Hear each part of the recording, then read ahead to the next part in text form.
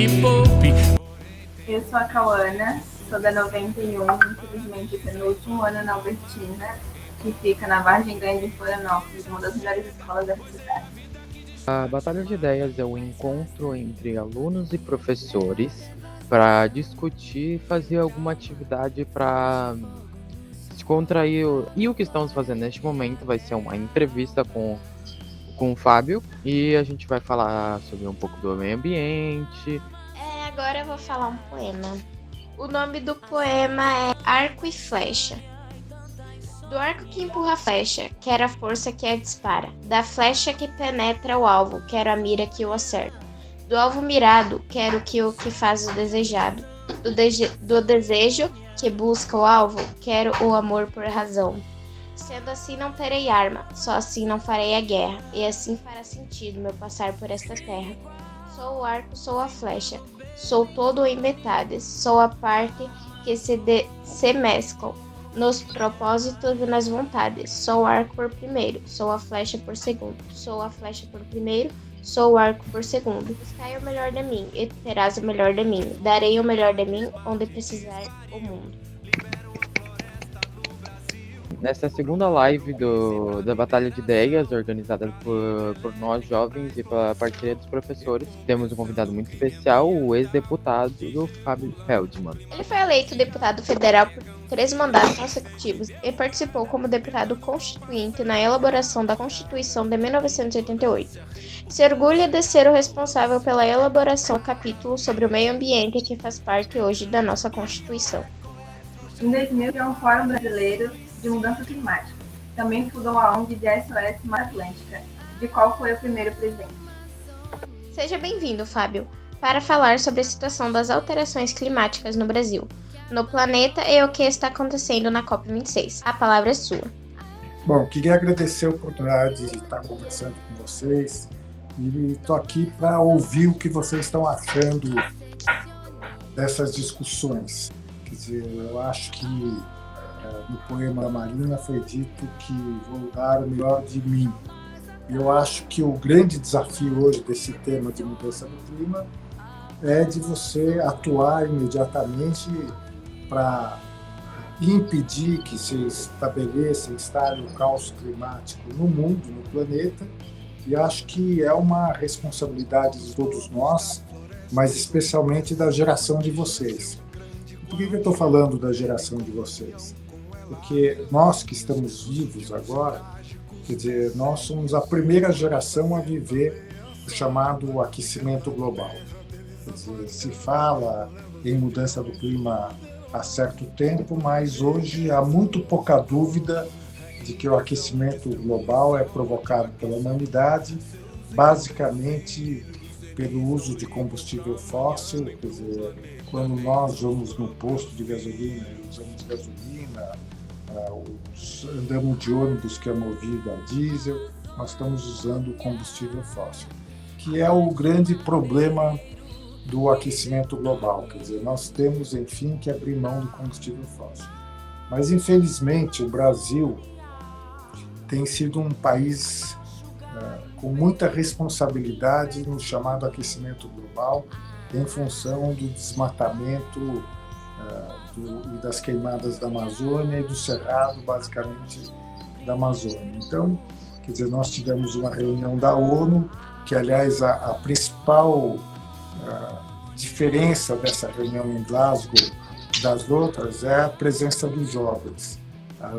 Essa COP, a COP26, ela se notabilizou por isso, uma presença grande de jovens e lideranças indígenas. E o que é essa conferência da ONU? Essa conferência da ONU é uma tentativa de você colocar todos os países juntos e discutir como nós podemos implementar o que foi combinado em 2015 em Paris. Por que o combinado em Paris? Porque esse tema está sendo debatido há muito tempo, existe um acordo internacional que se chama Convenção das Nações Unidas sobre Mudança do Clima, em que se reconhece a gravidade do problema, a urgência de medidas, e essas medidas têm vindo de lentidão. Então, essa COP pretendeu, ainda não acabou, as negociações estão continuando, ela pretende exatamente ver se, eu vou usar uma expressão direta, a humanidade tem um pouco de juízo. A humanidade tem um pouco de juízo porque, ainda que nós estejamos debatendo, discutindo e até conseguindo avançar, talvez a pessoa mais lúcida nessa discussão de clima hoje é a Greta, que é uma jovem sueca que tem praticamente a idade de vocês e que, na minha opinião, tem sido a pessoa que está falando mais diretamente sobre o tema. O que a Greta está dizendo? Olha, pessoal, chega de conversa, vamos agir, todos têm responsabilidade, os governos mais responsabilidade do que todos, mas as empresas têm, e eu quero e exijo como jovem que vocês realmente passem a agir. Então eu diria para vocês que a grande personagem nos últimos anos nesse tema é essa menina chamada Greta, que tem sido muito atacada na mídia. Eu fico muito impressionado com os ataques contra a Greta, porque ela tem praticamente a idade de vocês, mas eu queria, para abrir para perguntas, dizer que eu acredito que a Greta é a personalidade, entre aspas, política hoje, que tem mais lucidez e está indo direto ao ponto. Temos que agir, temos que exigir ações dos governos, das empresas, e as pessoas têm que pressionar os governos e as empresas, inclusive, como consumidores. Então, para começar a falar da COP, eu abriria para vocês me fazerem as perguntas. Oi, boa tarde. Boa tarde, Fábio. Muito prazer. Eu sou a professora de ciências da escola, sou bióloga de formação. E eu achei muito interessante sua fala. Primeiro, é um prazer ter você aqui com a gente, é uma honra, né? Assim, a escola como um todo fica muito honrada. Muito obrigada pela sua presença. Eu achei muito interessante essa fala sobre e por trazer a Greta, né, nesse grupo de jovens aqui. E o que eu gostaria de ressaltar, assim, é a sua fala onde você coloca a Greta como uma personagem atual, uma das mais importantes na política, né? Porque eu gostaria de trazer essa reflexão para o grupo, assim, porque geralmente existe um preconceito, né, com relação ao que é política, e as pessoas, o brasileiro, ele tem esse pensamento, né, de que não gosta de política e que a política não faz parte da nossa vida, né? E hoje a gente vê uma jovem super atuante e militante fazendo política, né? E aí eu gostaria de deixar isso mais claro para a molecada que está aqui hoje, que está interessada nesse tema e de alguma forma também fazer um mundo melhor, né? Aí eu gostaria assim de te pedir assim para falar um pouco mais sobre isso. Que me chamou bastante atenção. Qual o papel político que uma jovem de 18 anos como a Greta está fazendo nesse momento? O que significa isso? Né? Porque a ideia que os jovens têm é que o político é coisa de adulto. E é coisa de quem está lá, executando, né? Como que eles podem também estar fazendo parte desse cenário político do país e do mundo? Pois é. Bom, Cristiana, eu não vou te chamar de professora, vou te chamar de Cristiana, que é professora de ciências e biologia, que, aliás, um dos temas que a gente pode discutir é biodiversidade, numa outra ocasião, que é um tema tão importante quanto a mudança do clima, e tem muita sinergia, e nem sempre é fácil a gente trabalhar com sinergia desses dois temas. Todo mundo conhece, sabe quem é a Greta ou não? Alguém aí de vocês sabe quem é a Greta, não? A maioria Eu sabe. sei quem é. Eu sei. Então, a Greta é uma menina que começou a acompanhar o tema de mudança do clima, aquecimento global, e até chegou a um ponto que ela resolveu, quer dizer, ao invés de ir nas aulas, ela resolveu fazer greve na Suécia para protestar contra a pouca ação que estava sendo feita, realizada pelos políticos de maneira geral, em relação a esse tema. E a ideia da Greta, digamos assim, deu tão certo que ela passou a ser, na verdade, adotada praticamente no mundo inteiro nas sextas-feiras. Então, por que o papel da Greta é importante? Primeiro, porque a Greta, como disse a Cristiana, quer dizer, ela tem tido uma ação política absolutamente imprescindível nessa questão desse debate. Quer dizer, ela colocou uma questão ética que me parece que é muito importante sempre que a gente discute meio ambiente. Quer dizer, que, aliás, está na Constituição brasileira, no capítulo do meio ambiente, que é a preocupação com as futuras gerações. Quer dizer, o que você faz hoje tem um impacto na vida dos nossos filhos, dos nossos netos, bisnetos e assim por diante. Essa questão, eu falo sempre, é uma das questões mais importantes para quem se preocupa com o tema de meio ambiente de maneira geral. Quer dizer, e aí entra essa questão fundamental, a humanidade está, sim, fazendo alterações super significativas no planeta. E até a professora Cristiana podia até depois, um dia, explicar uma expressão que tem sido utilizada hoje em dia, que chama antropoceno. Os cientistas estão falando de alguns anos para cá que a ação da humanidade no planeta ela é de tal envergadura que ela corresponde às eras geológicas do passado. Isso eu acho essa discussão super interessante, inclusive porque eu, que sou muito mais velho que vocês, quer dizer, a gente intuitivamente achava isso há 30, 40 anos atrás.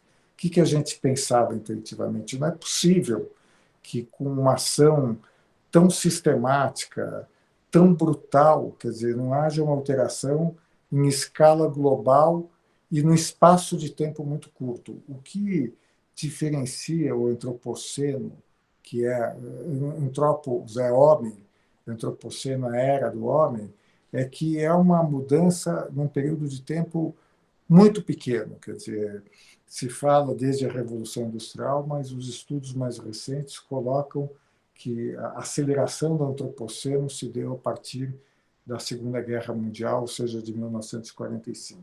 Eu nasci em 55, para vocês terem ideia. Então, o que a Greta fez e por que a ação dela é tão importante? Porque ela está cobrando exatamente esse compromisso ético que nós temos com as futuras gerações. E ela ganhou tal importância e tal reconhecimento. Caiu aqui a Greta estava na COP, mas a Greta tem sido convidada para todos os eventos para falar. E para falar em nome de quem? Em nome dela, em nome de vocês jovens, em nome das futuras gerações. E é o caso interessante que você pode acusar a Greta de qualquer coisa, menos de que ela tenha algum interesse pessoal ou está ligado ou associado a qualquer grupo político ou econômico. Essa liberdade de falar da Greta é muito importante, porque isso dá uma enorme legitimidade à Greta. Como vocês. Quer dizer, se vocês, a partir dessa conversa de outras, quer dizer, também entenderem a importância de trabalhar nesse tema de meio ambiente, pode ser de aquecimento global, pode ser da biodiversidade. O Brasil é um país, a gente chama mega biodiverso, que é um dos países mais importantes do mundo, nessa riqueza de vida que nós temos. O Brasil está abrindo mão disso com o desmatamento. A gente fala da Amazônia, mas vocês estão aí em plena Mata Atlântica, que é um dos grandes biomas com algumas áreas da Mata Atlântica você tem mais concentração de biodiversidade que qualquer outro bioma no mundo, não só em relação à Amazônia. Então, por que a Greta é importante? Porque ela passou a ser reconhecida como uma voz com legitimidade absoluta, fala em nome dos jovens, e quero dizer para vocês o seguinte, fala com muito conteúdo. Se vocês tiverem a oportunidade de ler algum discurso da Greta, vocês vão ver que a Greta é precisa no que ela fala. Ela não precisa se utilizar de dados científicos, quer dizer, o conteúdo da conversa e da fala da Greta é tão forte que ela virou, digamos assim, essa grande referência. E, como eu estou dizendo, eu considero hoje a Greta, na discussão de aquecimento global, de mudança do clima, uma das grandes personalidades, se não for a maior personalidade. Chefes de Estado vão e voltam. Quer dizer, eu acompanhei alguns, convivi com outros, que sempre que vão nessas conferências assumem compromissos, estamos preocupados, estamos agindo, vamos agir, mas muito pouco tem sido feito. E essa é a grande denúncia da Greta. Não está se fazendo praticamente nada. E há necessidade de se fazer para preservar a minha geração, nós que estamos aqui, mas fundamentalmente as gerações que vêm depois da gente. Obrigada, Fábio. Gostei muito, Fábio, sinceramente. Talvez não deu para perceber na minha expressão, mas agora eu vou passar a mão para o Eduardo. Boa tarde. Fábio, inicialmente parabéns pelas tuas palavras. Muito bacana poder te ouvir. Eu quero agradecer mais uma vez também ao professor Levi pelo convite. Eu sou professor da Universidade Estadual de Santa Catarina e durante a minha formação tive a oportunidade de ter como um dos meus professores o professor Flávio Ponzoni, do INPE. Eu fiz doutorado no INPE, que trabalhou no Atlas dos Remanescentes Florestais da Mata Atlântica, que foi uma iniciativa do SOS Mata Atlântica, um desses documentos importantíssimos e que, infelizmente, não chegam ao conhecimento do grande público como deveriam. De todo caso, de toda forma, parabéns pelo SOS Mata Atlântica, fantástico o trabalho que é desenvolvido por essa instituição.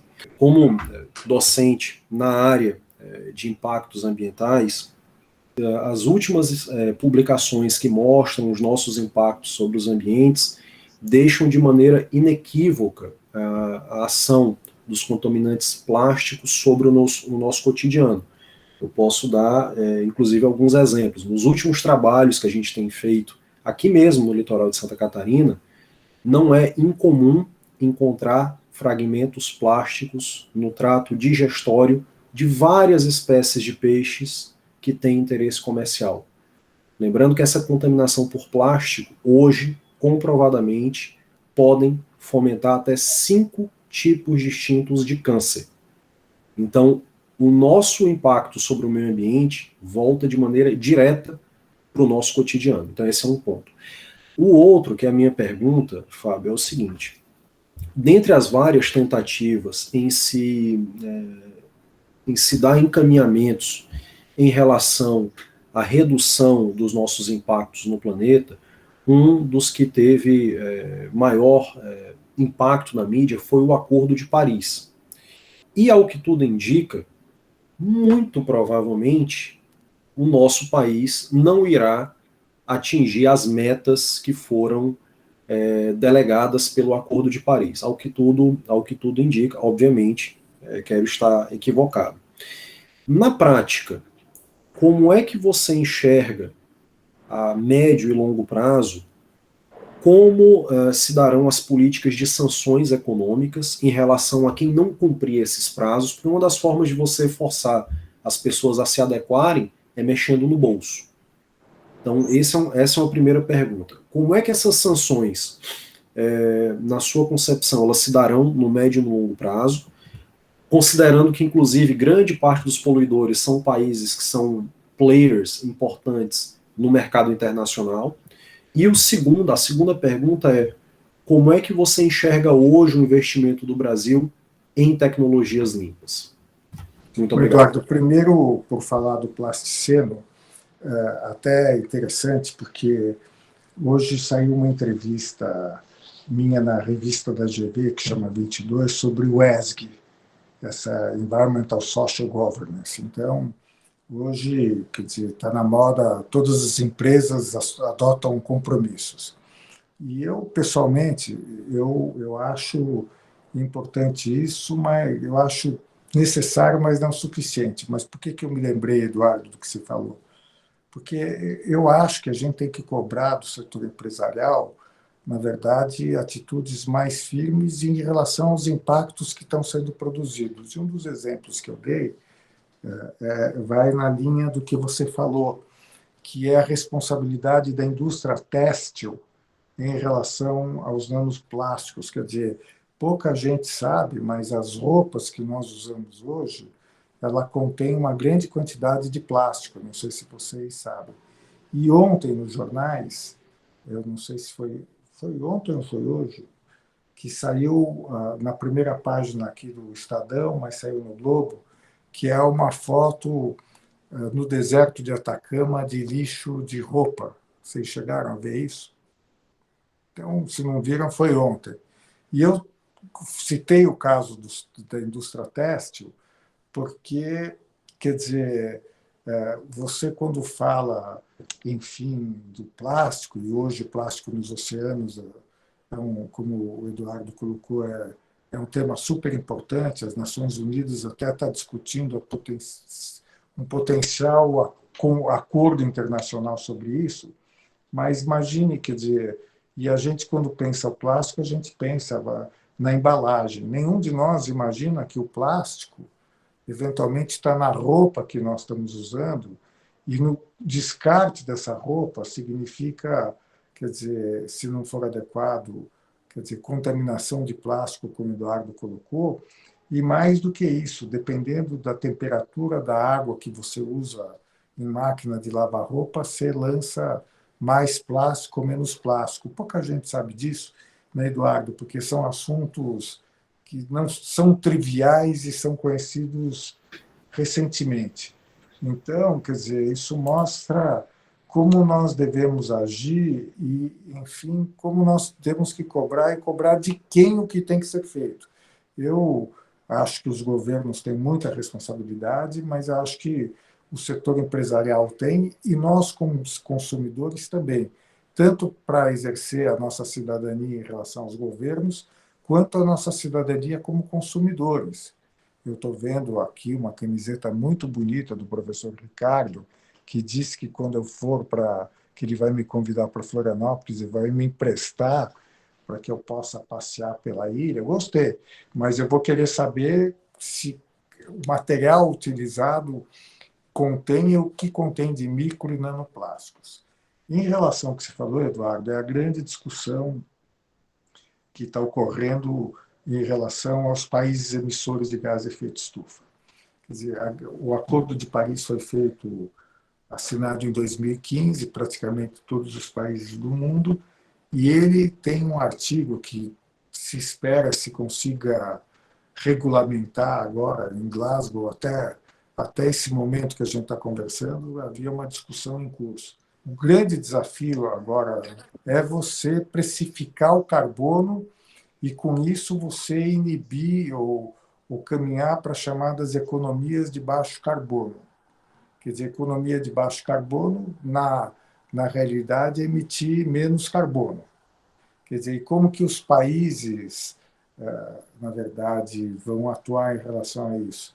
Quer dizer, o Acordo de Paris exigiu que cada país apresentasse um plano que chama NDC. E os países apresentam esse plano, quanto eles pretendem reduzir, num calendário, e o Acordo de Paris exige que a cada 5 anos os países aumentem suas ambições. Essa é a maneira como nós estamos encontrando internacionalmente um modelo para reduzir as emissões, que é precificar o carbono e obrigar os países a reduzirem suas emissões. E no campo do mercado internacional, há uma discussão agora no sentido de que você identifique nos bens e serviços a intensidade de carbono, para poder trabalhar e desestimular produtos e serviços que tenham muito carbono. Se isso vai funcionar, eu não sei, porque vocês me perguntarem o recado que eu estou querendo dar para vocês, é que nós vivemos uma situação dramática e não temos tempo, temos que agir. Mas eu acho que isso é um caminho que pode nos ajudar, digamos assim, a evitar o pior. O que é o pior? Quer dizer, o Acordo de Paris, só para vocês saberem, a meta é que não aumente a temperatura média do planeta acima de 2 graus Celsius até o fim do século, ou 1,5 graus Celsius. Quer dizer, se nós vamos conseguir reduzir as emissões para isso, é uma dúvida que não sou eu que tenho. Acho que o mundo tem essa dúvida, até pelo que eu estou tentando dizer, que se fala muito e se age pouco. E no caso do Brasil, é grave, porque o Brasil emite carbono basicamente por uma ação ilegal, que é o desmatamento ilegal da Amazônia e dos outros biomas. Quer dizer, e o compromisso brasileiro apresentado na ONU é de reduzir o desmatamento ilegal até 2030. E é um pouco paradoxal, não é isso? Porque, quer dizer, o governo brasileiro reconhece que tem o desmatamento ilegal, mas diz, ó, só vou acabar com o desmatamento ilegal em 2030. Isso em 2015. Então, o que nós vamos exigir do Brasil é que se cumpra a lei, que se cumpra a Constituição. Ou seja, quer dizer, não se admita o desmatamento ilegal imediatamente. E faça o que tem que ser feito para isso.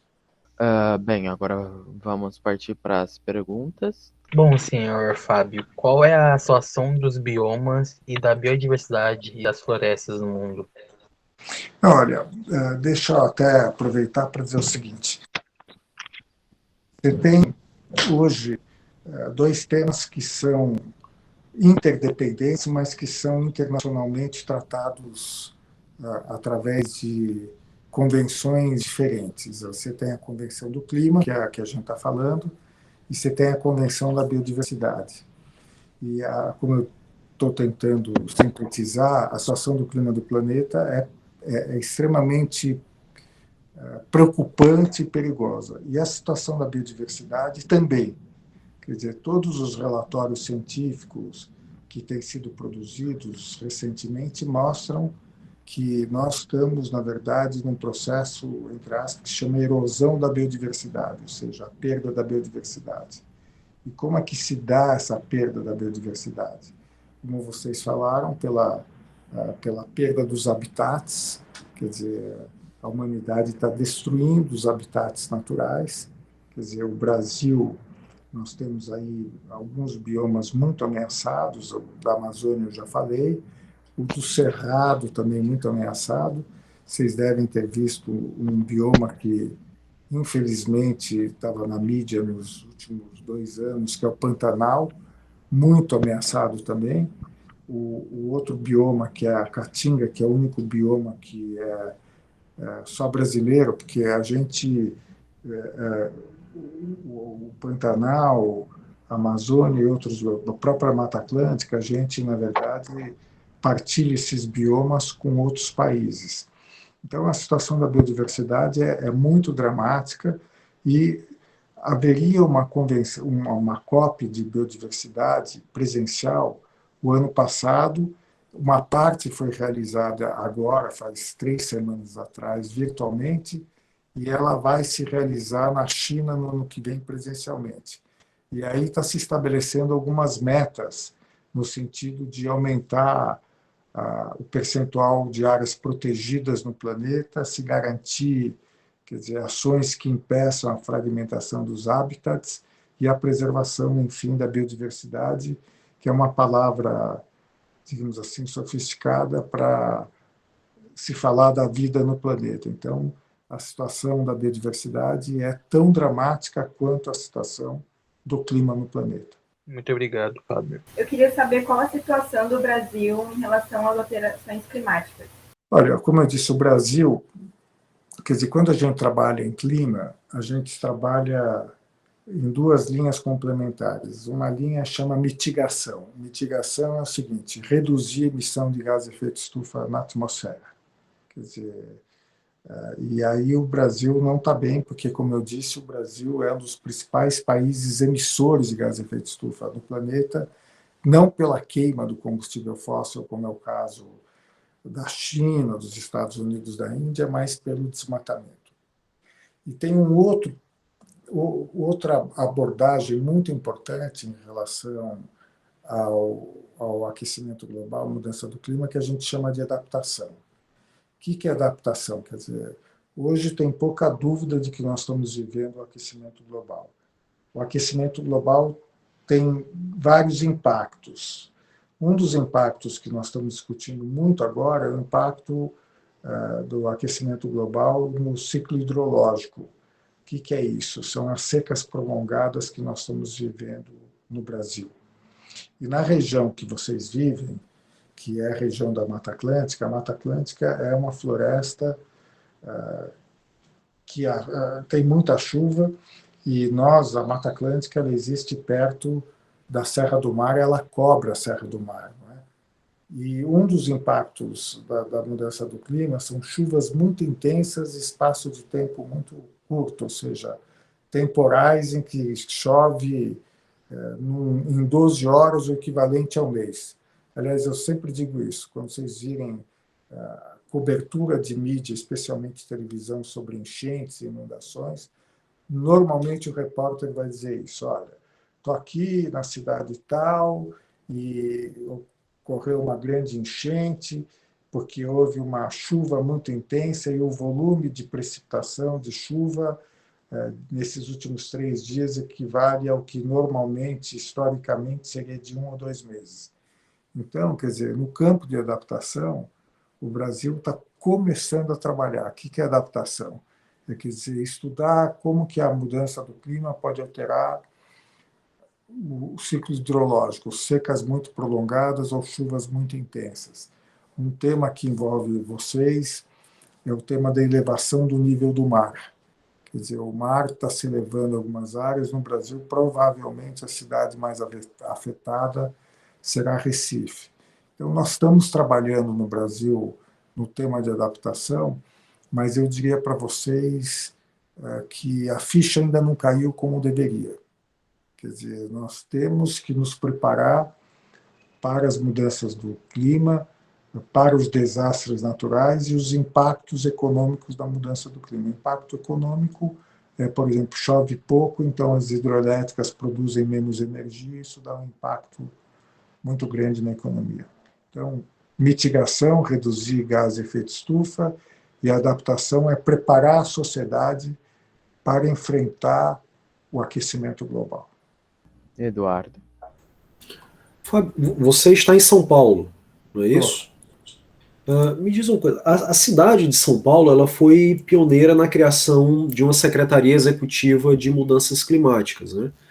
Já é possível identificar os impactos positivos decorrentes deste pioneirismo político na cidade de São Paulo? Olha, Eduardo, São Paulo, a cidade de São Paulo, ela instituiu uma política municipal de mudança do clima em 2009. Uma lei muito avançada, como o Estado também instituiu uma política estadual de mudança do clima com metas em 2009. 2009 porque era aquele período às vésperas da COP de Copenhague, a COP 9. Então, quer dizer, tanto o Estado quanto a cidade têm políticas com metas e obrigações, mas eu diria para você que eu não acho que quer o Estado de São Paulo, quer a Prefeitura de São Paulo estão fazendo o que deveriam fazer. E é até interessante, porque um dos planos lá atrás, em relação à política municipal de mudanças climáticas, era a implantação de parques lineares, que são parques são lineares porque eles são horizontais aos corpos d'água. E por que nós consideramos medidas de adaptação? Exatamente porque, num período de chuvas muito intensas previstas, esses parques teriam um papel de freagem da água, ou um pouco o que a gente chama, você conhece melhor do que eu, o efeito esponja, né? Absorver a água. Por exemplo, esses parques foram abandonados. Então, eu diria para você, Eduardo, que recentemente foi criado no gabinete do prefeito uma secretaria de mudança do clima, mas eu diria que é uma secretaria café com leite. Quer dizer, ela não tem a estatura. Aliás, como eu acho que o Brasil, nem o governo federal, nem os estados e nem os municípios ainda pensaram que tipo de instituição eu devo criar para cuidar do clima. Quer dizer, Secretaria de Meio Ambiente, eu tenho um pouco de dúvida se tem capacidade. Quer dizer, talvez Defesa Civil, por exemplo, vai ter que estar engajado por causa dos desastres naturais. Então, Eduardo, essa discussão ainda não ganhou maturidade, na minha opinião. Aliás, eu espero que no ano que vem, no ano das eleições, a gente consiga colocar para os candidatos à presidência, os candidatos aos governos e os parlamentares, seja Câmara, Senado, Assembleias Estaduais, esses temas. Quer dizer, o que você pretende fazer em relação, aqui, já que se falou, ao aquecimento global e à biodiversidade? Porque a biodiversidade é estratégica para uma economia de baixo carbono e para uma economia de biodiversidade. Fábio, seja bem-vindo. Você falou sobre a questão dos biomas, né? A gente, aqui em Santa Catarina, principalmente em Florianópolis, a gente tem a questão da restinga e dos mangues. Como que você vê essa questão mundial para a questão da restinga e dos mangues? Porque esse é um dos biomas que tem que ter também bastante cuidado, né? Na verdade, na lei da Mata Atlântica, a gente trata restingas e os biomas e os mangues como ecossistemas associados, né? Na verdade, não é a Mata Atlântica, é o conjunto. Não, eu acho que esses temas estão ganhando muita importância, tanto os mangues e as restingas, tanto na perspectiva da biodiversidade, quanto na da mudança do clima e do aquecimento global. Na questão dos mangues, inclusive, porque eles têm um papel fundamental como a manutenção, conservação dos mangues e das restingas diante dos desastres naturais. Quer dizer, e também eles são depósitos de carbono, que a gente chama blue carbon. Quer dizer, quando você retira o mangue, você está lançando na atmosfera uma enorme quantidade de carbono. Então, eu acho que esse tema está ganhando importância. Tá? Quer dizer, os mangues e as restingas, a nível mundial, estão ganhando um grande reconhecimento, quer dizer, da sua importância em si e no campo da mudança do clima, porque eles são estoques de carbono. Quer dizer, à medida em que você, eventualmente, suprimir os mangues ou as restingas, você está lançando mais carbono na atmosfera. Então, quer dizer, os dois estão sendo muito valorizados em toda essa discussão. Eu estou falando isso porque a questão do low carbon é uma questão que é relativamente recente na questão do clima. Quer dizer, a partir de 2008, 2007, que começou a se discutir e reconhecer a importância desses ecossistemas em termos de estocar carbono e, além de que, óbvio, do ponto de vista da biodiversidade, os mangues são berçários da vida, muito reconhecidos. E eu acho que no Brasil também há um esforço cada vez maior da comunidade científica de reconhecer a importância desses ecossistemas, né?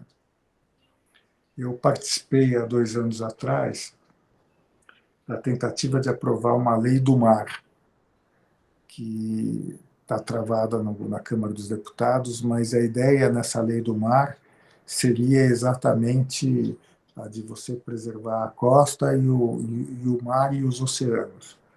E eu estou mencionando isso porque nós conseguimos, em 2018, aumentar o percentual de áreas protegidas do Brasil de 2% para 26%, que é uma das metas da Convenção da Biodiversidade, não dessa nova, não da que está sendo discutida agora, mas da chama metas de Aichi, que é aumentar o percentual de áreas protegidas, e nesse caso particular, de áreas protegidas marinhas, exatamente para garantir a integridade das restingas, dos mangues e dos outros ecossistemas associados. Não sei se eu te respondi. Não, respondeu sim. Obrigada. Não, é que assim, é uma questão que a gente tem que ter bastante cuidado, né? Até convido, não só o senhor, porque eu já convidei essa turminha para conhecer. A gente faz um trabalho, um projeto ali na Lagoa da Conceição, e a gente faz uma recuperação da área da Restinga, que teve uma queimada em 2017. Infelizmente, foi, como se diz, criminosa, né? Foi criminosa, né? Foi criminosa, e daí agora a gente já... Inclusive, ontem a gente plantou mais 50 árvores ali, então a gente já está em torno de umas 700 árvores plantadas nativas. A gente faz esse cuidado ali no Parque das Dunas, né? Então, é uma maneira assim, de convidar... até eles falaram que eles gostariam de estar junto com a gente, né? De pelo menos conhecer. O problema só é a pandemia agora, né? Mas é uma questão que eu convido novamente o professor Levi com a turma dele para vir conhecer essa questão. Esse dia nós até mostramos no Instagram de uma tartaruga. Então, os animais estão voltando. Estão voltando ao local. Uma tartaruga, daí teve uma capivara. Então, quando começa a aparecer esses animaizinhos, a gente sabe que está fazendo o trabalho certo, né? Ah, que bom, né? Que esse trabalho de restauração, né? Sim. Quando eu for aí, já tá combinado. Então, beleza, está combinado, sim. Ok. O que foi o Acordo de Paris e qual é a situação das metas das emissões de gases que aquecem o planeta que tinham sido deliberadas? O Acordo de Paris, quer dizer, deixa eu rapidamente dizer, o primeiro, quer dizer, em 92, quando houve a conferência no Rio de Janeiro, foi assinada a convenção, chama Convenção Quadro das Nações Unidas sobre Mudança do Clima. E a Convenção Quadro, quer dizer, ela é interessante, vale a pena vocês darem uma lida, tem em português, é só ir no site do Itamaraty, do Ministério de Relações Exteriores, e ali dizia, olha, a humanidade, até um artigo chamado Sexto, tem que se esforçar para não colocar em risco o equilíbrio do sistema climático do planeta. Essa convenção foi assinada em 92. A convenção, para entrar em vigência, tem que ter um certo número de países assinando, e ela entrou em vigência em 95. Daí, quando foram ler essa convenção, todo mundo diz, olha, bárbaro, ela é muito legal, ela diz o que tem que ser feito, mas de uma maneira muito abstrata.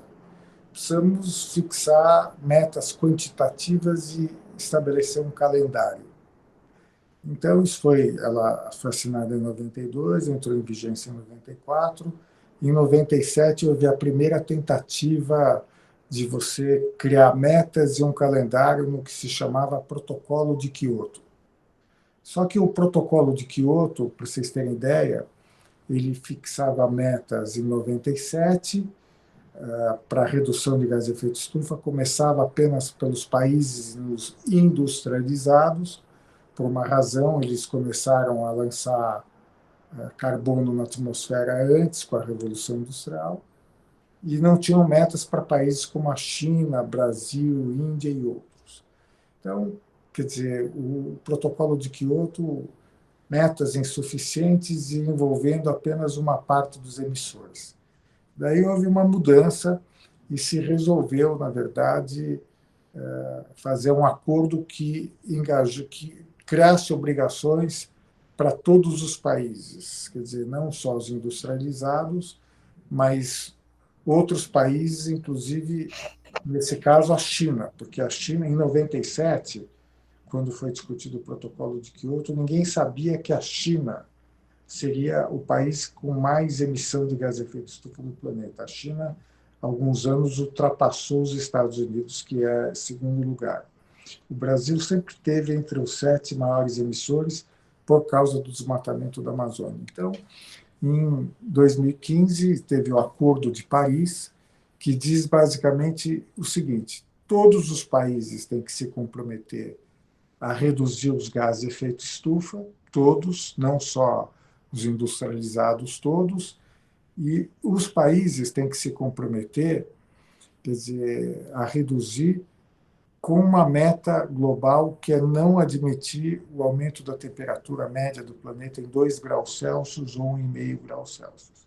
Parece pouco, mas 1,5, 2 graus Celsius, quer dizer, do ponto de vista de emissões no planeta, é alguma coisa muito grande. Quer dizer, o planeta tem fases de aumento e de diminuição de temperatura, mas isso leva milhões de anos.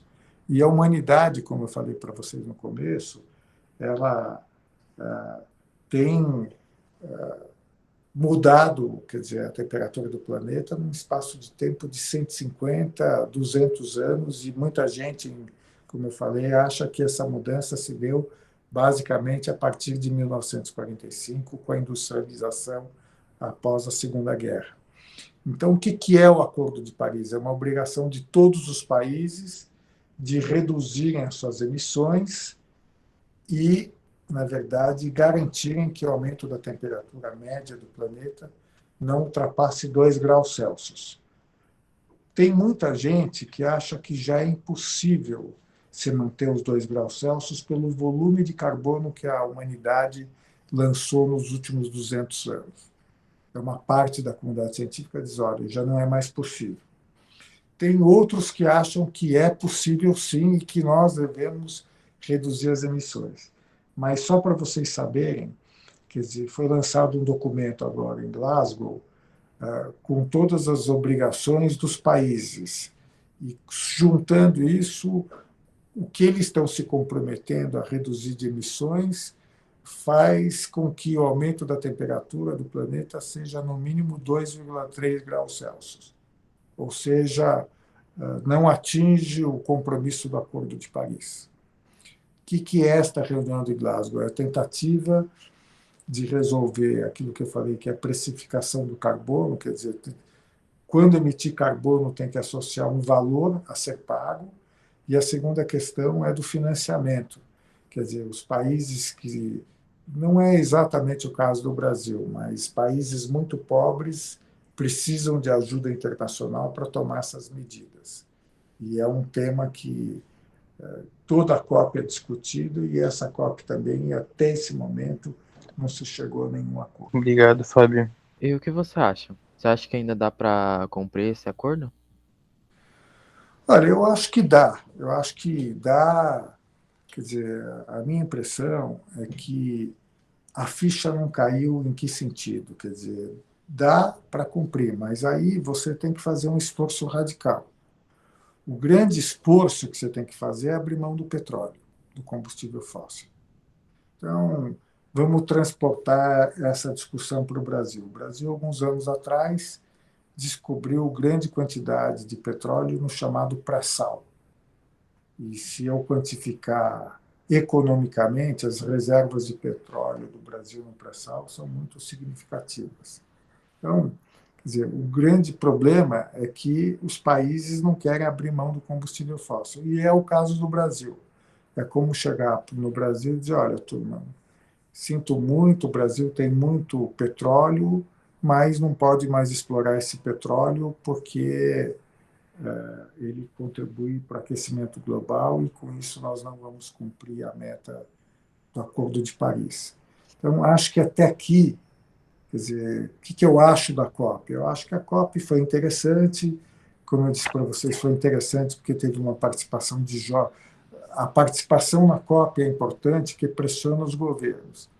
Mas eu, pessoalmente, acho que estamos muito longe do que tem que ser feito para estabilizar o clima do planeta em 2 graus Celsius. Muito pouco. E no caso do Brasil, quero insistir. No caso do Brasil, não se justifica desmatamento que é feito pelo crime organizado, que favorece apenas grileiro, madeireiro, garimpeiro e prejudica o Brasil como um todo. Quer dizer, então, vocês vejam, o caso do Brasil é mais grave. O caso da China, da Índia, é complicado, que são países que precisam do carvão mineral. Não estou justificando que eles continuem usando, mas para eles o esforço é muito maior para atingir a meta de Paris do que para nós brasileiros. Obrigado, Fábio, pela resposta. A Conferência das Nações Unidas sobre a Mudança Climática, COP 26, começou no dia 31 de outubro e está acabando hoje. Quem organizou a COP e com que objetivo? Olha, o que é a COP? COP, a expressão é a Conferência das Partes. Como é que funciona isso? Quer dizer, quando os países assinam um tratado internacional, nesse caso chama Convenção Quadro das Nações Unidas de Mudança do Clima, os países, na verdade, se comprometem a participar de uma espécie de assembleia de condôminos que chama COP. O que é a COP? É quando os países que assinaram a convenção participam da COP para decidir o que tem que ser feito. Quer dizer, quando se assinou o Tratado Internacional em 92, algumas obrigações sempre valeram e continuam valendo para todos os países. Que obrigações são essas? Eu tenho que levantar quanto eu emito de carbono, eu tenho que dizer que medidas eu estou fazendo para diminuir o carbono, que medidas de adaptação, uma série de coisas. Então, esta COP é 26 porque é a 26ª COP. Ela, na verdade, era para ser realizada o ano passado, com a pandemia não foi realizada, e quem organiza a COP é o Secretariado das Nações Unidas, que cuida da convenção. Cada convenção, cada tratado internacional tem uma equipe, que a gente chama de secretaria, que é responsável por, digamos assim, gerenciar tudo que diz respeito na esfera das Nações Unidas sobre esse tema. Então, a convenção tem um secretariado e quem organiza as COPs é o secretariado da convenção. E a COP é o seguinte, quer dizer, ela se realiza num país, mas o espaço em que se organiza a COP é das Nações Unidas. Quer dizer, a COP de Glasgow está sendo realizada lá, mas o espaço da COP é das Nações Unidas. Quer dizer, não sei se, quer dizer, quem administra as reuniões, quem organiza os debates é o Secretariado das Nações Unidas. E o espaço físico também é responsabilidade das Nações Unidas. Então, esta COP, ela foi sediada pela Inglaterra, que é o país que cedia a COP, quer dizer, o país que cedia a COP preside a COP simbolicamente. Mas a organização toda da COP é das Nações Unidas, desse secretariado da convenção. A COP da biodiversidade é a mesma coisa. A diferença é que a COP da biodiversidade se reúne a cada 2 anos. E a COP de mudança do clima, a reunião é anual. Por isso que nós estamos na COP 26, em termos de mudança do clima, e na COP de biodiversidade, nós estamos na COP 15. Só para vocês entenderem, toda a convenção internacional tem uma COP que é a Assembleia dos Condôminos, ou seja, dos países que participam do tratado. É isso. Levi? Então, algumas décadas atrás, o Brasil inventou o programa do Proálcool. E o álcool é biomassa, é energia renovável, é energia do sol que as plantas capturam, polui bem menos que os fósseis, né? E até me lembro que isso foi uma coisa forte, importante no país, o carro a álcool. Me lembro também que os alemães, os japoneses vieram para o Brasil estudar esse programa.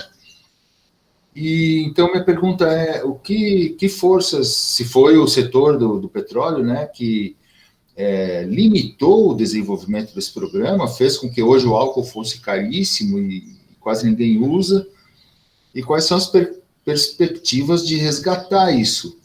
E concluo dando meu exemplo, né? Em 2003, eu comprei um carro a álcool, uma Belina motor AP, não era flex, era só álcool. E 10 anos depois, em 13, comprei um carro flex, mas continuei usando álcool. Então, desde 2003 até agora, eu só uso álcool por uma decisão política, eu não faço contas, quero saber se estou ganhando, se estou perdendo. Eu decidi. Então, que perspectiva, por que o Proálcool ficou socateado e que perspectiva a gente tem do Brasil de resgatar essa possibilidade de diminuir os impactos e aumentar a sustentabilidade?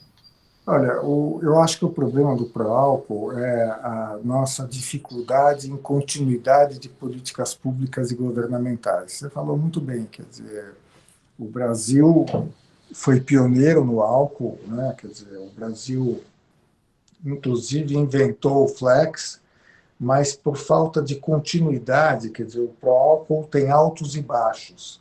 Inclusive, quando nos baixos, quer dizer, a falta de uma política contínua de preço do álcool fez muitas vezes que o próprio consumidor ele abrisse mão do álcool como alternativa, né? Quer dizer, como você falou, teve um período que o álcool era altamente vantajoso e todo mundo, ou grande parte da frota, fosse constituída por carros a álcool. Mas, com os anos, a falta de uma política consistente fez, inclusive, como eu estou dizendo, uma perda de credibilidade do consumidor. Ainda que, Ricardo, a gente tem que lembrar que no Brasil você não usa 100% de gasolina. A gasolina que você compra no posto é uma gasolina 75% gasolina e 25% álcool. Então, eu acho que o Brasil não soube aproveitar, quer dizer, eu diria até a vantagem competitiva de ter um programa consistente, conhecido pelo consumidor e que era uma alternativa muito boa para o combustível fóssil. E o álcool ainda pode ser uma alternativa, até deixa eu fazer um comentário sobre isso. Se fala muito em carro elétrico, que o carro elétrico é a grande alternativa.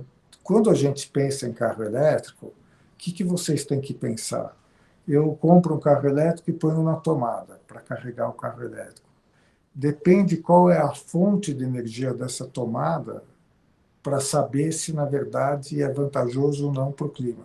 Não sei se vocês entenderam o que eu quero dizer. Se eu estou, na verdade, que não é o caso brasileiro, mas se eu estou nos Estados Unidos, eu estou na China, ligo na tomada e aquela tomada está ligada à usina termoelétrica movida a combustível fóssil, a vantagem do carro elétrico fica muito pequena. Então, a gente, quando pensa em carro elétrico, essas coisas, a gente tem que pensar no conjunto. E o álcool pode vir ser, talvez, uma alternativa importante na matriz energética brasileira, até porque, de alguns anos para cá, a gente está usando não apenas o álcool, mas está usando o que se chama a cogeração do bagaço de cana. Você moe a cana, aquele bagaço de cana você pode utilizar e produzir energia, que a gente chama de cogeração de energia, que pode ser uma fonte suplementar importante no Brasil para atender à demanda de energia que a gente tem. Não sei se eu compliquei, mas eu quis pintar num contexto mais geral, Ricardo. Quer dizer, que realmente eu acho que o problema do pró-álcool foi falta de consistência e continuidade de política pública. A conferência trouxe à tona inúmeras discussões sobre o futuro do planeta. Estavam presentes líderes, especialistas e ativistas. Quem, afinal, estava na COP e fazendo o quê? Não, na COP você tinha de tudo. Quer dizer, a COP tem uma parte que é oficial, que é dos governos. Então, cada governo leva uma delegação, normalmente formada por diplomatas e gente do governo, em algumas situações leva especialistas que negociam um texto. Essa, digamos, eu diria que é a COP chapa branca. Além da COP, que é essa parte de negociação, você tem muitas iniciativas. Você tem eventos paralelos de sociedade civil, você tem eventos paralelos do setor empresarial. Então, a COP, a gente fala COP, mas a COP, no fundo, são várias COPs que se complementam.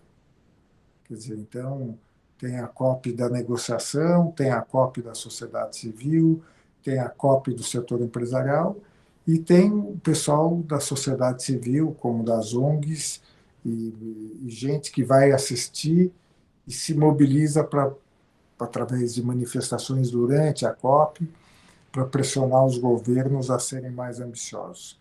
Eu citei a Greta organizou mais de uma manifestação fora da COP. Quer dizer, a COP é um espaço, como eu disse, reservado, é um espaço grande, que você tem muitas salas, muitos auditórios, e você tem no entorno da COP, quer dizer, a COP fica um território das Nações Unidas, e você tem muito evento fora da COP, inclusive, como eu disse para vocês, de manifestações, que é passeatas, até manifestações artísticas, quer dizer, que quando os negociadores vão entrar no espaço das Nações Unidas, se faz muita pressão. Nessa COP, não sei se vocês viram, teve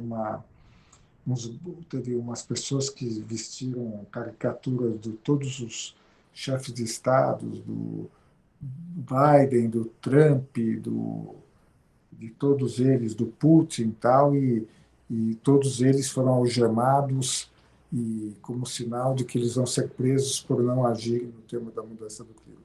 Eu até recomendo que vocês se esforcem para ir numa COP nos próximos anos, que é uma experiência muito interessante. Então, a COP é isso, esse conjunto de iniciativas e de gente de todos os países que vão ali pressionar e participar das reuniões. Obrigado pela resposta. A gente agradece sempre. Lemos que esta conferência teve um recorde de presença de ativistas, principalmente jovens. Na realidade, não é só Greta Thunberg, mas milhares de jovens que primeiro foram às ruas em várias cidades do mundo, para em seguida ganhar voz também nos grandes fóruns globais. Fale sobre esse ativismo juvenil. Como eu tinha falado, essa COP foi marcada pela presença de jovens e líderes indígenas. Então, a COP ela é interessante porque a gente está falando da COP, que é o evento em si que se realizou em Glasgow. Mas em todo o mundo existem muitas reuniões que se organizam antes da COP para se debater as COPs. Então, eu diria para vocês que a COP é um processo, usando a expressão da professora Cristiana, político de engajamento da sociedade e, nessa particularmente, de jovens. Quer dizer, o Brasil teve uma delegação grande de jovens, houve muitos debates aqui no Brasil sobre o que seria a COP, quais são as posições do Brasil na COP. O que dificultou, de certa maneira, foi a Covid, porque ainda que eu estava falando isso com o professor Ricardo, que o virtual seja importante, quer dizer, o presencial, na minha opinião, é indispensável. Então, toda vez que tem uma reunião, uma COP, quer dizer, e aqui até fazer uma distinção, como eu disse, você tem COP todo ano, né? Tanto que essa é a COP 26. Mas tem algumas COPs que são mais importantes do que as outras. Quer dizer, na década de 90, a COP mais importante foi em 97. Depois você teve a COP de Copenhague, que foi em 2009, que foi uma COP muito, muito mal realizada e muito mal sucedida. Depois você teve uma COP importante, que foi a COP de Paris. Só para dar um dado para vocês saberem, o acordo que sai normalmente assume o nome do acordo da cidade. Então, aqui, quando teve a Rio 92, você tem a Declaração do Rio, estou dizendo. O Kyoto, você teve protocolo de Kyoto, porque o debate foi em Kyoto. Então, a COP, o Acordo de Paris, foi a COP 15 que se realizou em Paris. Em relação a essas COPs que você sabe que serão mais importantes, que são mais glamourosas, há um engajamento da sociedade muito maior. Quer dizer, os países se preparam, quer dizer, a sociedade civil, as ONGs também, os jovens também.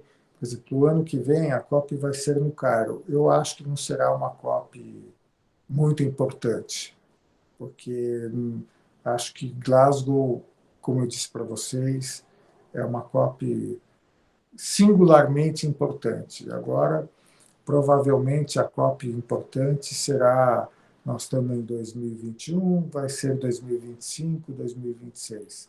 O Brasil ofereceu para sediar a COP 2024, mas, salvo melhor juízo, quer dizer, eu não acredito que em 2024 nós teremos uma COP muito importante. Quer dizer, as pessoas participam, a sociedade civil participa, mas não tem a mobilização dessas COPs glamourosas. Por exemplo, Paris teve praticamente todos os chefes de Estado, Copenhague também. Copenhague foi uma COP muito mal sucedida, mas lá teve o premier da China, teve o Lula, representante do Brasil, teve o Obama, que ainda assim ela foi super mal sucedida. Glasgow, eu acho que é uma COP. Eu não posso dizer para vocês que eu estou entusiasmado, mas eu diria que dentro das expectativas foi uma COP medianamente bem sucedida.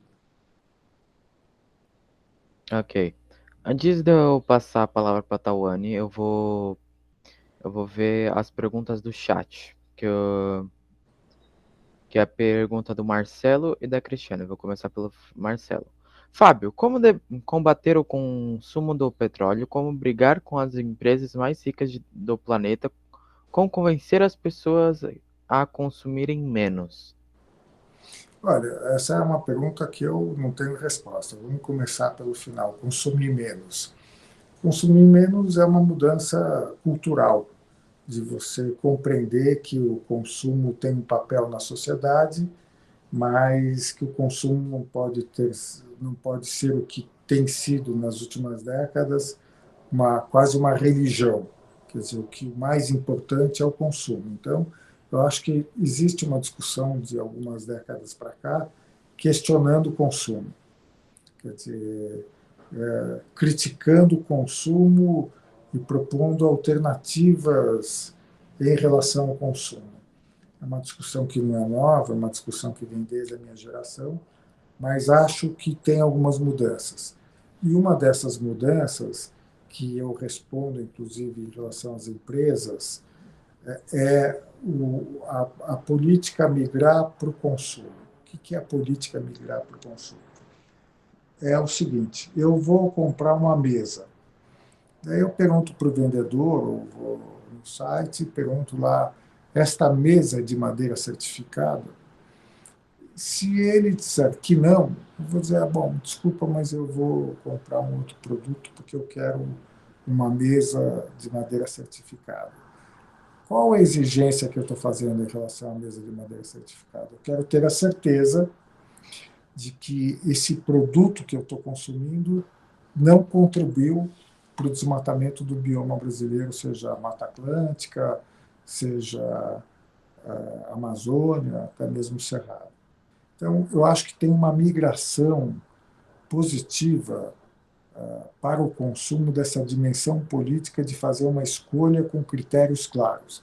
Eu quero consumir de uma empresa que tem uma política de garantia de diversidade social, e assim por diante. No mundo isso está funcionando muito, porque vocês veem que o agrobusiness brasileiro está tendo muita dificuldade de exportar, porque basicamente o consumidor europeu está dizendo, eu não vou comprar soja que contribua para o desmatamento da Amazônia. Eu não vou comprar carne de uma pecuária praticada com destruição do bioma amazônico. Isso serve na questão da Amazônia, mas serve, por exemplo, no consumo de peixe. Quer dizer, nós estamos dizimando os estoques pesqueiros no planeta como um todo e, eventualmente, a depender do tipo de peixe que você está consumindo, você está ajudando a destruir a biodiversidade marinha que existe. Essa pressão do consumidor sobre o setor empresarial tem sido muito efetiva e funcionando muito bem. Quero insistir, no caso do Brasil, quer dizer, o agronegócio brasileiro está se mexendo para não perder um mercado importante, que é esse. Outro que está se mobilizando muito é o investidor. Quer dizer, talvez de alguns anos para cá, nessa entrevista, vou mandar para você, Ricardo, que eu falo que o setor financeiro é um dos setores que mais está se mobilizando em relação ao tema do clima. De que maneira, por exemplo, o setor financeiro quer que as empresas em que eles estão investindo divulguem o risco climático. Então, acho que há um movimento no sentido de você pressionar cada vez mais o setor empresarial. Agora, como a pergunta foi feita por vocês, quer dizer, não é uma guerra fácil, porque a geopolítica mundial é definida pelo petróleo. Pelo menos aqui tem sido definida pelo petróleo. Então, quer dizer, a indústria petroleira mundial tem um papel muito importante, quer dizer, resiste muito, financia muita pseudociência para dizer que não existe o aquecimento global, que é tudo conversa. Então, é uma guerra que não é fácil, mas eu, pessoalmente, acho que a vitória será do nosso lado, porque a mudança do clima está aí com os impactos que vocês estão vendo. A discussão é: nós conseguiremos agir no tempo certo ou não conseguiremos? Quer dizer, eu quero deixar esse recado para vocês. O espaço de tempo que nós temos que agir é agora. Quando vocês olharem propaganda de empresas dizendo você carbono neutro em 2050, 2060, desculpa, nós não temos esse prazo. Do ponto de vista do clima, o que vocês estão propondo, na verdade, é garantir o caos climático no planeta. Então, eu acho que é uma luta que nós temos que continuar lutando, travando, especialmente vocês, que serão os mais afetados pelo aquecimento global, não é isso? O Cristiane disse. Tem os carros híbridos também, que a energia é recarregada com a combustão do motor. É uma opção melhor? Olha, todas as opções, quer dizer, primeiro, isso não só para automóveis, quer dizer, eu acho que eu tenho o meu exemplo muito grande, tem sido o ar-condicionado, porque o ar-condicionado brasileiro é de uma eficiência energética muito ruim, e um dos impactos do aquecimento global são aquelas ondas de calor. Então, quer dizer, você vai ter a depender de períodos do ano, em algumas cidades o ano inteiro, o ar-condicionado ligado, que é uma grande demanda de energia. Então, você tem que ter ar-condicionado mais eficiente. No caso de automóveis também, tudo que a gente puder fazer para que esses veículos sejam mais eficientes, usando, quer dizer, novas alternativas, né, novas tecnologias, nós temos que insistir para isso. Quer dizer, inclusive no Brasil é interessante, porque nos Estados Unidos você tem um programa super bem sucedido que obriga o setor automobilístico a manter certos padrões de eficiência. O que é isso? A cada litro de gasolina eu tenho que rodar 100 quilômetros. Daqui a 10 anos, 150. Aqui no Brasil, a gente não tem nenhum programa como esse, para obrigar, na verdade, as montadoras, inclusive, além de usarem combustíveis, como foi colocado, como o etanol e outros combustíveis, a ter automóveis com melhor padrão de eficiência energética, gastar menos energia. Essa é uma discussão que o Brasil tem que ter em relação aos automóveis e em relação a tudo. Como eu falei do ar-condicionado, isso serve para geladeira, isso serve para computador, quer dizer, cada vez consumir menos energia. Você acha que com as manifestações, em alguns casos, pode fazer com que as pessoas mudem de pensamento em relação ao meio ambiente? Eu acho que é um conjunto de coisas, né? Quer dizer, por exemplo, eu acho que a geração de vocês é uma geração que já está muito mais ligada ao meio ambiente que a minha geração, por exemplo. Quer dizer, então, acho que, quer dizer, mudar a cultura, mudar a mentalidade depende de educação. A iniciativa de vocês, eu acho que é um super bom exemplo. Parabéns a vocês pela Batalha das Ideias e ao professor, que é debater esses nossos temas.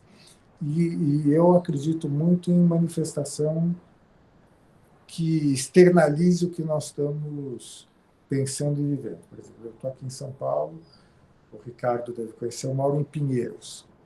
E o bairro que eu moro, parece que nós estamos vivendo uma Segunda Guerra Mundial. Quer dizer, está se derrubando prédios, casas e casas para prédios para verticalização. Tem um lado bom da verticalização, que é maior acesso de infraestrutura para mais gente. Mas essa verticalização, por exemplo, ela está sendo feita sem, na minha opinião, levar em consideração alguns aspectos. Então, eu já participei de uma passeata um mês atrás, hoje manifestação é difícil e daqui a um mês vai ter uma outra.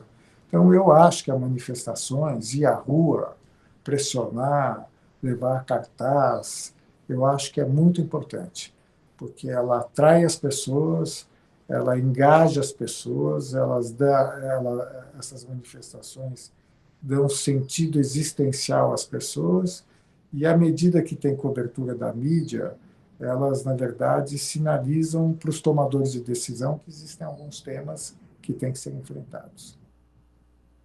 Essa é a minha opinião. Eu tinha levantado a mão justamente por causa da pergunta do Tiago. Eu vou pedir a gentileza de vocês lerem que está no chat. Eu vou ler. Fábio, qual a sua percepção sobre as atividades das organizações do terceiro setor? De qual forma as ONIOGs, eu não sei ler essa palavra, desculpa, contribuem para uma caminhada rumo à regeneração do planeta? Eu tenho uma vida ligada às ONGs. Antes da SOS Mata Atlântica, eu participava de uma entidade chamada Oikos, que é a raiz grega da palavra ecologia, eco e de economia. Chamava Oikos, União dos Defensores da Terra. A minha vida sempre foi ligada à sociedade civil. E eu acho que as ONGs têm um papel cada dia mais importante, no sentido de não substituir governo e poder público, mas complementar o poder público. E aqui, eu acho que no Brasil nós temos um ótimo exemplo, que é o seguinte: quer dizer, nós vivemos um governo federal que tem uma postura muito anti-meio ambiente. Quer dizer, não preciso, é só vocês lerem os jornais. Então, quer dizer, eu acho que a sociedade civil do Brasil hoje está fazendo um papel muito importante. Quer dizer, tem um projeto chamado Mapa Biomas, que eles levantam por satélite o que está acontecendo com todos os biomas. Por que eu estou valorizando o Mapa Biomas? Porque eu não preciso apenas da informação do governo. Eu posso gerar minha própria informação quando eu acho que o governo não está gerando essa informação, ou quando eu acho que eu tenho que validar os dados do governo. Quer dizer, o desmatamento da Amazônia, acho que vocês estão acompanhando agora menos, mas em 2019 houve uma enorme polêmica, inclusive envolvendo o INPE, que é o Instituto de Pesquisa Espacial que o professor Eduardo trabalhou, enfim. Então, acho que a sociedade civil hoje no mundo é muito importante, e para vocês jovens, eu diria que ela passa a ser uma alternativa profissional, porque as ONGs estão cada vez mais profissionalizadas, precisam de gente preparada, então pode ser até o mercado de trabalho para quem queira se dedicar a uma causa e, ao mesmo tempo, exercer a sua profissão simultaneamente. Então, eu sou muito suspeito, mas eu defendo muito o papel das ONGs no Brasil e no mundo. Obrigado, Fábio. Às vezes tem umas perguntas que são muito interessantes, mas tem alguns termos que os estudantes daqui eu acho que podem ter dificuldade de compreensão, como, por exemplo, o terceiro setor, ONG. Tá certo. Só uma preocupação que às vezes eu sinto assim, de a gente conseguir transmitir alguns conceitos assim, que a molecada aqui às vezes pode ficar meio assim, que isso, né? O que vocês estão falando? Era só esse comentário. Corretíssimo. Muitos jovens, eles foram à COP. Qual foi a função deles? Participação deles? Olha, eu acho que essa participação dos jovens deu muita leveza. Quer dizer, se você tem uma COP que é basicamente uma COP que se realiza apenas com a participação de governos, diplomatas, mesmo o setor empresarial, eu acho que essas COPs tendem a não ter uma percepção adequada de como a sociedade está vendo os temas que eles estão discutindo. Acho que a presença dos jovens ela é muito importante, ela dá leveza, ela pressiona os governos, os diplomatas, e para os jovens que participam, eu acho que é uma oportunidade única, porque a COP é o que a gente chama de negociação multilateral. que é uma negociação multilateral? Negociação multilateral é quando muitos países, nesse caso, mais de 190, participam. Então, acho que é uma experiência única. Você vê delegações, muitas delegações, inclusive, os seus representantes vão com suas roupas típicas, então dá uma noção da diversidade do que é o planeta, quer dizer, o que é uma reunião com 190 países. Você tem países como Tuvalu, que tem 3 mil habitantes, cujo presidente deu uma entrevista, não sei se vocês viram, ele deu uma entrevista na praia, no mar, para simbolizar que, se não se tomar providências, o país dele, Tuvalu, vai ficar debaixo d'água.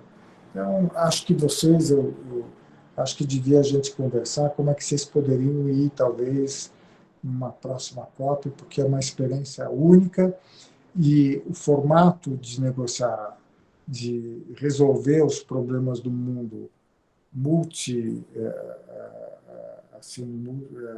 multilateral é uma tendência no mundo.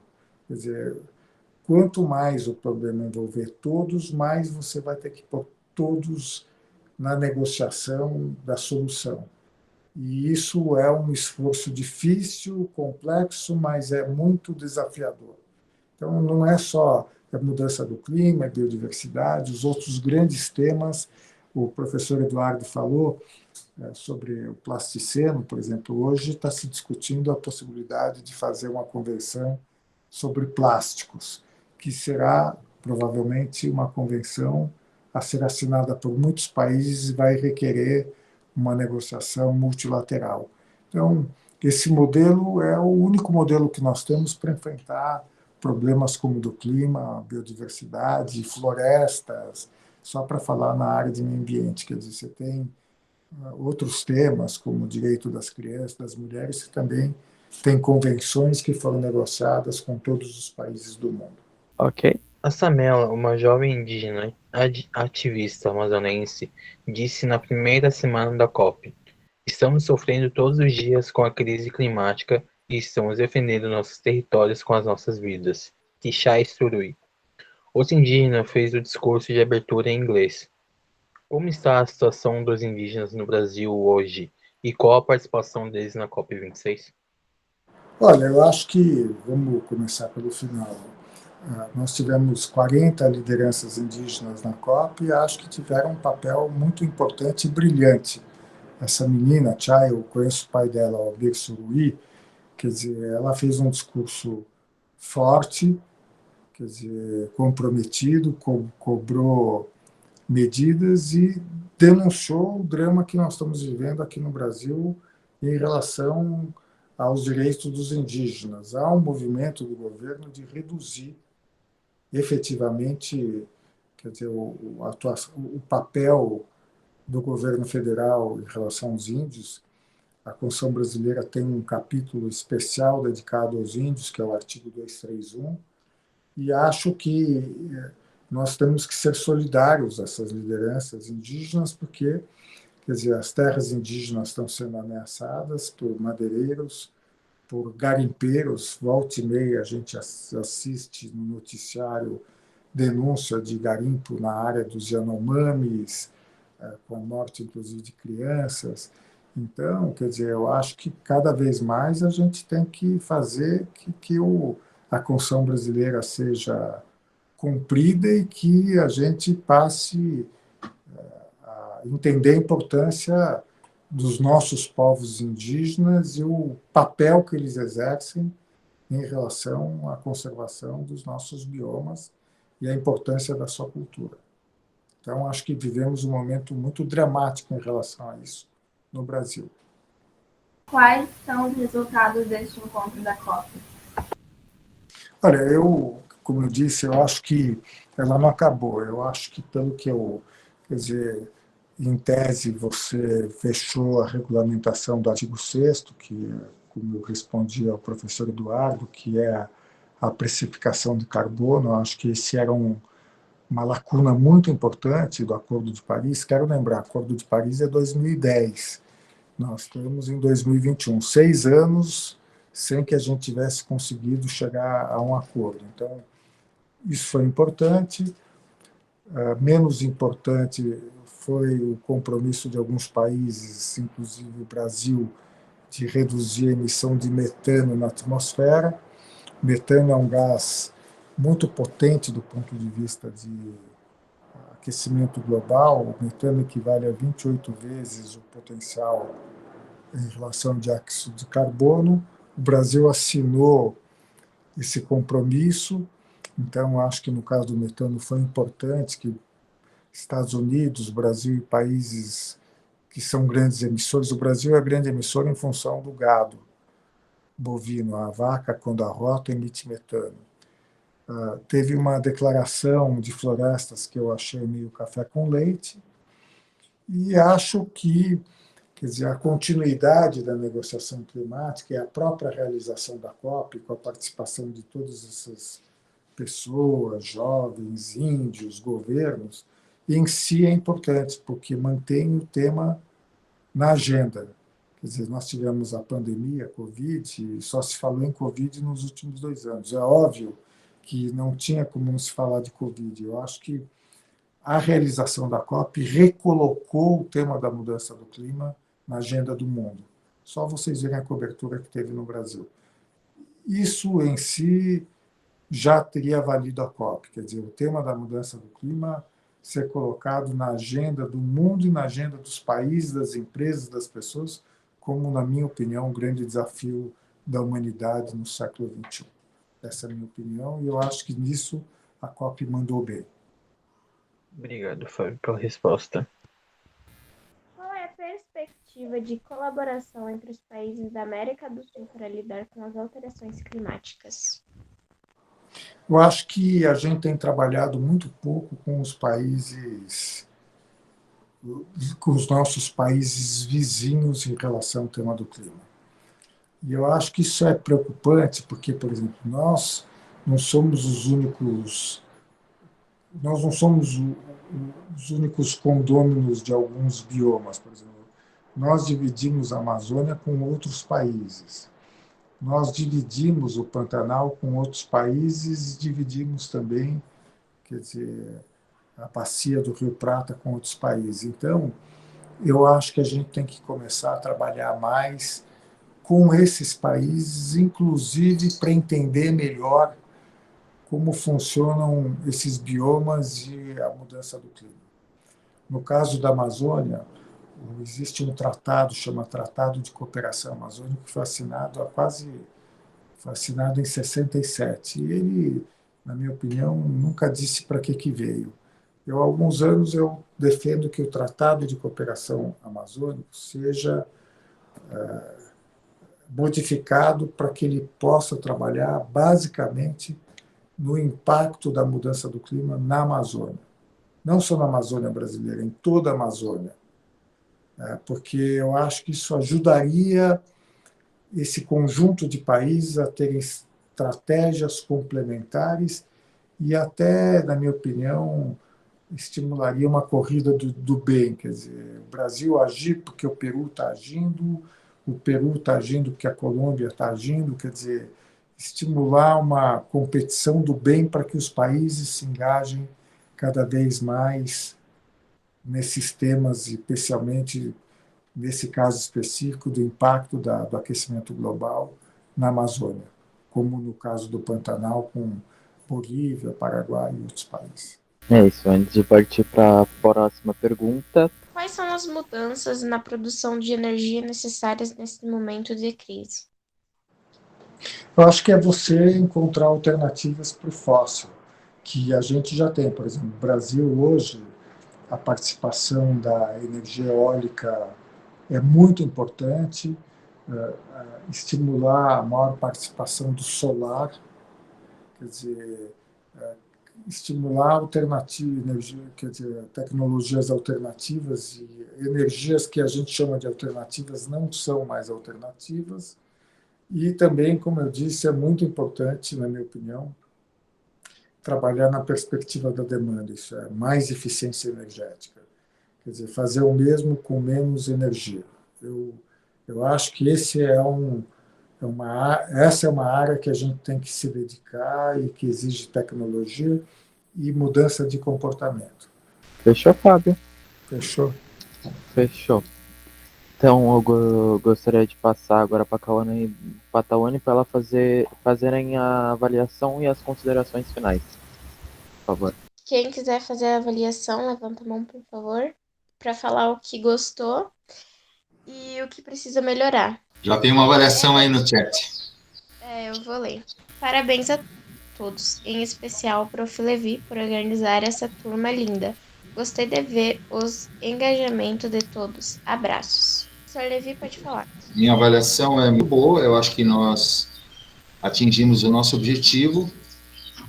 Tivemos um monte de informações, e cada uma das informações que foram passadas agora merece um estudo, uma discussão, um aprofundamento, uma compreensão. Queria deixar claro também que eu trabalho numa equipe, né? Está aqui a professora Cristiana, temos também a professora Jennifer, que tem compromisso com uma escola, então por isso que não está aqui. Somos uma equipe, né, de vários professores, professoras, e o mérito de todos nós, né?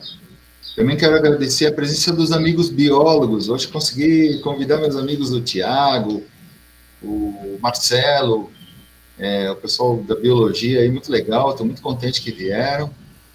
O Tiago está sem microfone e sem câmera, ele já me explicou que está pondo aí no chat.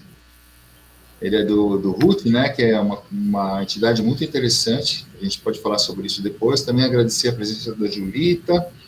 Quero dar parabéns para os alunos e as alunas que foram sensacionais, estão se saindo super bem como protagonistas, né? A gente discutiu junto, planejamos juntos e juntas o que foi feito agora, e aí, para mim, é um privilégio poder só assistir os alunos coordenando, né, fazendo o trabalho. Eu estou encantado e quero agradecer. Deixa eu ver se está esquecendo alguma coisa. Tá aí. Bom, e todo mundo queria prestigiar, né? Muito obrigado. Bom fim de semana para todo mundo. Uhum. Eu vou pedir pro Fábio fazer, porque ele já está com compromisso, então só para não ficar muito ruim para ele. A avaliação. Bom, eu queria dar parabéns a todos vocês, eu achei sensacional, adorei, eu participo de muitos debates, vocês estão de parabéns, o nível das perguntas sensacional, o engajamento, olha, 1000 para vocês, adorei, adorei, adorei, e quero voltar. Está mais que convidado para voltar, Fábio. Eu quero agradecer a todo mundo pela presença, inclusive a sua, Fábio. Pode voltar mais vezes, vai ser bem mais que essa. Ano que vem a gente continua, se Deus quiser, também. E dizer que essa batalha ela foi bem importante até para a gente ficar mais ligado nas nossas ações e o que a gente contribui com o meio ambiente, né? Para a gente tomar mais cuidado nas atitudes. E crítica negativa não tenha nenhuma, só coisa boa. Henrique. Agora o Henrique. Bom, eu só queria agradecer a participação do Fábio. Eu dizer que eu gostei bastante dessa live. Foi levantadas questões importantes. Teve dúvidas que foram esclarecidas, brincando assim, foi tudo esclarecido. E se você quiser voltar, Fábio, pode voltar, as portas estão abertas. Ó, que eu vou voltar, hein? Pode voltar. Eu vou. Gostei dos 2 gatos do Fábio lá, ó. Eu vou fazer minha avaliação rapidinho. Eu, obviamente, gostei, eu adoro participar aqui da Batalha de Ideias, gostei muito do Fábio, parece que todo convidado aqui, que vem aqui é excepcionalmente legal, muito bacana. Adorei ver como ele fala sério, como ele sabe das coisas. E eu gostaria de ver ele mais vezes aqui, gostaria de estar mais vezes com ele. E obrigado pela presença de todos os biólogos, dos professores e principalmente do Fábio. É isso. O Davi botou no chat. Eu achei bom e com bastante informações esclarecedoras. Eu achei que foi maravilhoso. Estou com vontade de ouvir a gravação desse momento, porque realmente muita informação, assim, e a vontade é que a gente tenha de continuar conversando. Muito obrigada por ter dedicado esse tempo aí para falar com a molecada. É muito importante para a gente. Muito obrigada pela sua disponibilidade. Parabéns. O ano que vem é presencial. Tchau, pessoal. Obrigado, bom fim de semana. Obrigada. Eu gostei bastante da batalha de hoje, teve bastante gente. Gostei também porque esclareceu muitas dúvidas, muitas informações super legais. A presença de todos foi super bom. Nem todo mundo interagiu, né? Mas do mesmo jeito foi bom. E é isso. Tchau, galera. Obrigada. Bom fim de semana. Tchau, gente. Obrigada, adorei. Tchau. Tchau. É que tá vindo. Falou!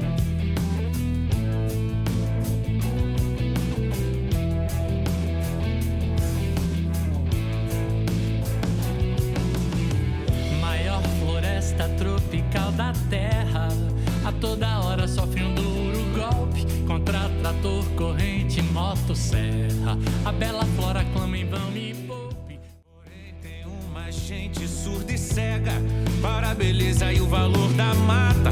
Embora o mundo grite que já chega, pois é a vida que desmate e mata. Mais vasta ainda, todavia, é a devastação e o trauma. Focos de fogo nos sufocam, fauna, flora e até a alma. A Amazônia,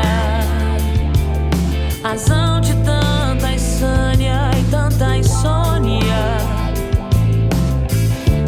A Amazônia, objeto de omissão e ação errônea. A Amazônia é sem igual, sem plano B nem clone. A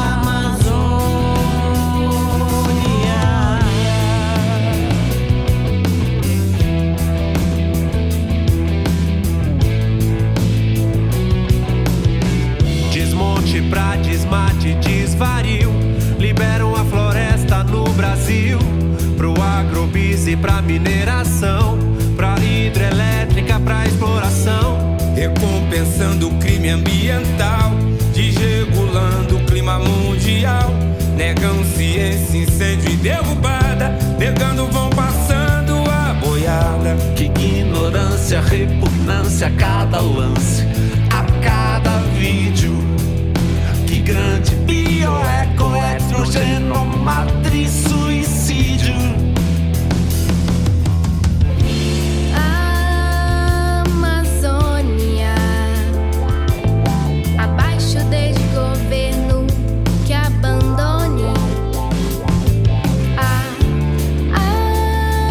Amazônia, não mais a soja, o pasto que seccione. A Amazônia, não mais a carne, o prato que pressione.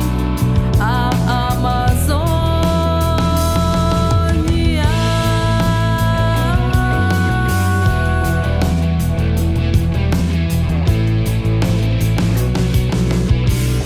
Dos povos da floresta sob pressão, o indígena seu grande guardião, em comunhão com ela há milênios, nos últimos e trágicos decênios. Vem vendo a nossa sendo ameaçada e cada terra deles apagada, levas de peões e poderosos, com planos de riqueza horrorosos. É invasão, destruição, ódio a quem são seus empecilhos. Eles não ligam pra amanhã, nem pro planeta, nem dos próprios filhos. A Amazônia, abaixo o madeireiro que detone. A Amazônia, abaixo o garimpeiro que infeccione. A Amazônia.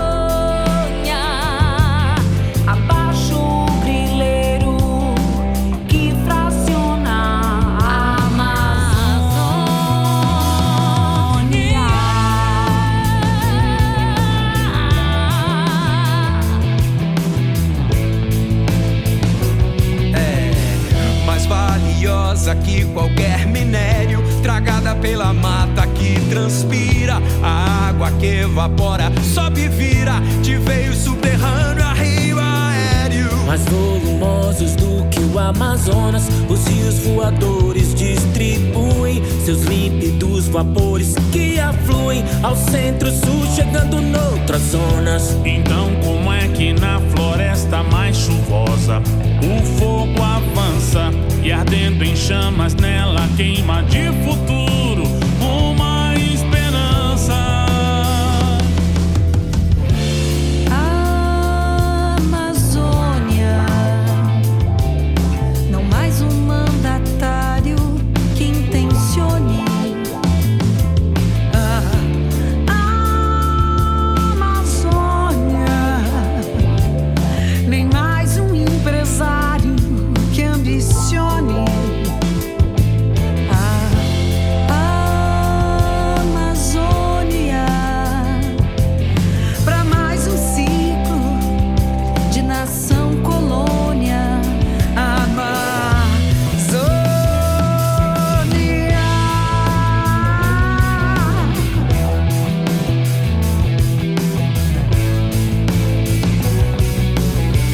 Visão monumental, que maravilha, obra da natureza que exubera, de cores, seres, cheiros, som de vida, tão pródiga, tão pura, tão diversa. A fábrica de chuva mais prolixa, a máquina do mundo mais complexa, o do oceano verde paraíso, o coração pulsante do planeta. 15.000 árvores, contudo, agora estão indo pro chão. 15.000 vidas derrubadas, só durante o tempo desta canção. A Amazônia, que nem desmatamento desmorone. A Amazônia, e nem desmandamento deixe insone. A Amazônia, e nem o aquecimento desfuncione. A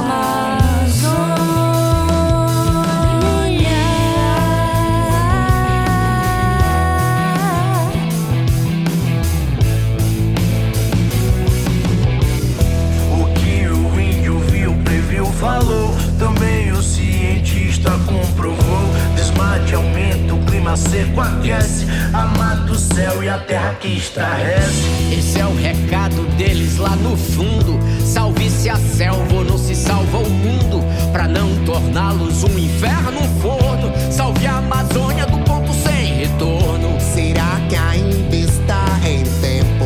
Ou time disso já perdemos? Pois evitemos pelo menos os eventos mais extremos. A Amazônia, quando afinal o homem dimensione. A